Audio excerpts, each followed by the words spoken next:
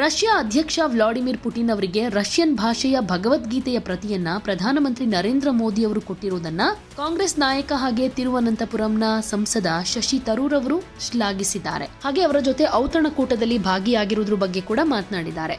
ಔತಣಕೂಟ ಅನ್ನೋದು ವಿದೇಶಗಳಿಂದ ಬರೋ ನಾಯಕರಿಗೆ ಕೊಡೋ ಸೌಜನ್ಯಯುತ ನಡೆ.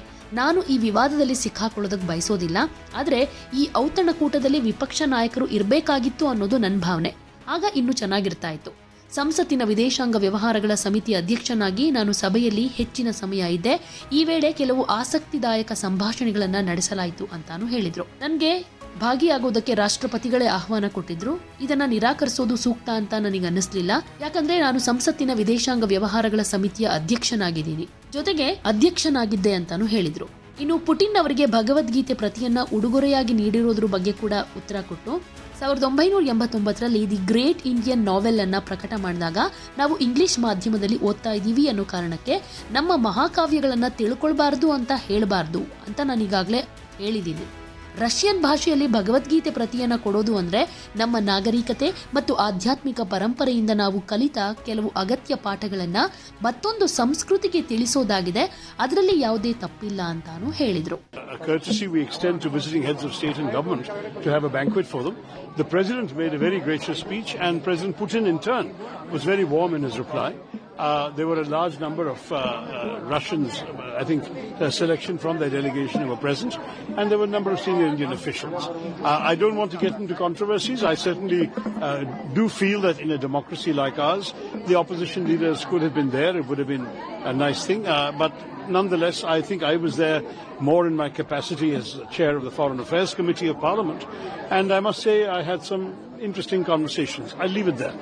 That's all it was. Your own party people actually don't seem very happy that you visited there and others. I think they've spoken, and I don't want to, as I say, wade into a controversy. I do regret that some of them were not invited.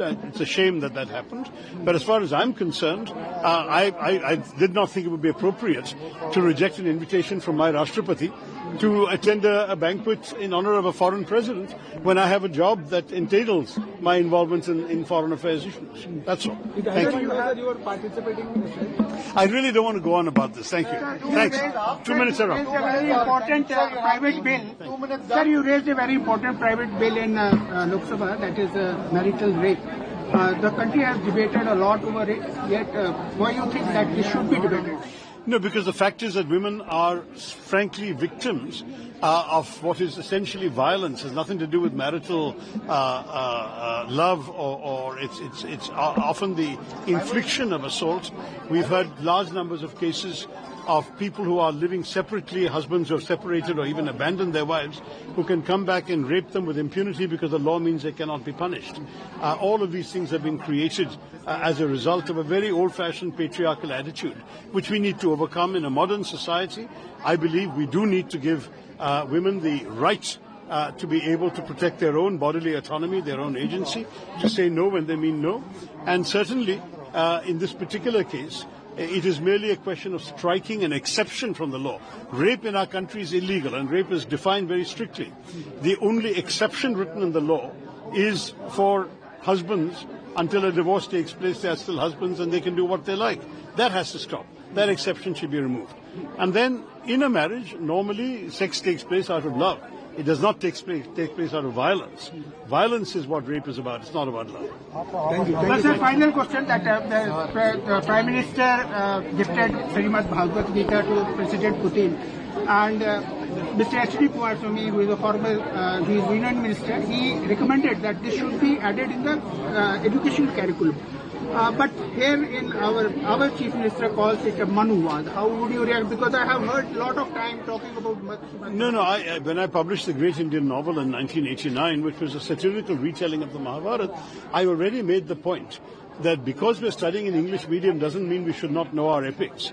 I think there's no problem in reading in our school days the Mahabharata, the Ramayana and so on, and the Gita is very much a part of our ancient civilization and history. To give it in Russian means conveying to another culture some of the essential lessons. that we have learned from our civilizational heritage and spiritual heritage. I see absolutely nothing wrong in that. It's not an attempt to convert Mr. Putin to Hinduism. It's a way of just showing him something that he can understand in his language. It's a fine gesture because it reflects what we are. If you look at Mr. Modi's gifts that were publicized in the papers, that was only 1 out of 7 or 8 gifts. And there were very many other things from Assam tea to silver objects, handicrafts and so on. So we are giving aspects of our culture to a foreign visitor. There's nothing wrong in that. But why there is criticism in their own country? I'm not criticizing, so why ask me? Mr. Siddhamaya No, called that- it as a final. End now basically because there's so much of language going on everywhere rather than progress and development. Do you think it's high time we end the language war now? No, as far as I'm concerned, all languages have a place in our culture. We are a multilingual country, and I think we should celebrate every Indian language, give it pride of place, including English as an Indian language.